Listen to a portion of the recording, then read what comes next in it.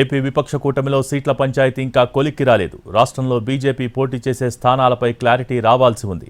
పొత్తులో భాగంగా 6 MP 10 assembly సీట్లలో బీజేపీ పోటీ చేస్తోంది. అయితే 6 ఎంపీ 10 అసెంబ్లీ సీట్లలో ఎవరు ఎక్కడ పోటీ అనే దానిపై కసరత్తు జరుగుతోంది.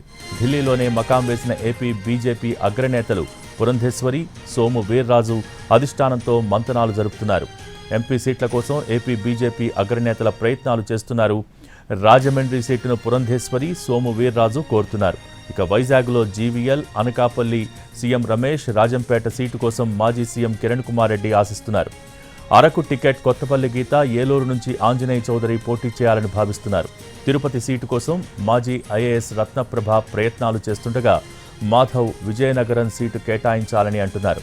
ఇక మరోవైపు బీజేపీ సీట్లపై క్లారిటీ రాకపోవడంతో టీడీపీ, జనసేన జాబితాల విడుదలలో జాప్యమవుతోంది.